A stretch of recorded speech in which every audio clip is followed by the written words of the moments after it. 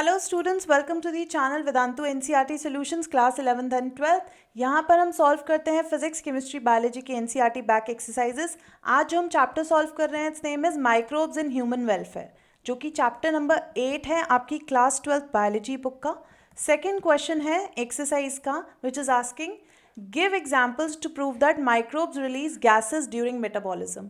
ऐसे एग्जाम्पल्स बताओ बैक्टीरिया के जो क्लियरली प्रूव करें कि माइक्रोब्स जो हैं अपने मेटाबॉलिज्म के दौरान गैसेज रिलीज करते हैं।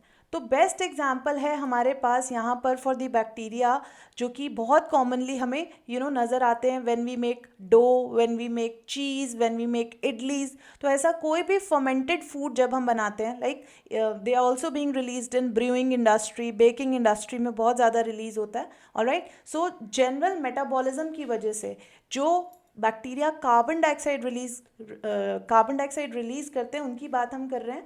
सो जो पफी अपीयरेंस आती है राइट इन इडलीज और इन डो और even in your Swiss cheese and all, that is because of release of carbon dioxide. उनमें बड़े बड़े होल्स इसीलिए बन जाते हैं, fluffy appearance.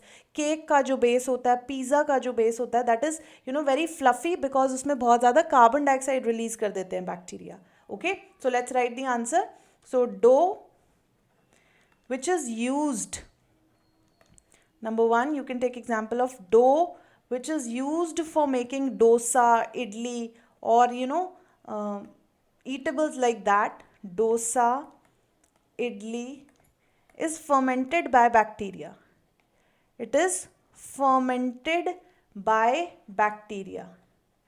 Fluffy appearance, the fluffy appearance of it is due to production of carbon dioxide, due to production of carbon dioxide. Clear? And secondly बच्चों, एक और एग्जाम्पल की बात करें तो मिथेनोजेंस का एग्जाम्पल हम यहाँ पे ले सकते हैं। Methane producing bacteria, right. तो मिथेनोजेंस हमें पता है हमें कहाँ पर मिलते हैं, गट ऑफ दी र्यूमिनेंट्स मिल सकते हैं, या फिर हमें बहुत ज़्यादा मिथेनोजेंस स्वाम्पी एरियाज में भी मिल सकते हैं। तो इनका एक पेक्यूलियर फीचर है कि ये जो मिथेनोजेंस है, इवन सीवेज ट्रीटमेंट प्लांट में भी हम मिथेनोजेंस की बात करते हैं, they release a lot of methane gas. ठीक है, तो ये ऐसा कुछ मेटाबॉलिज्म कराते हैं that they release a lot of methane gas. So you can write another example, methanogens that cause the release of methane, the release of methane gas by digestion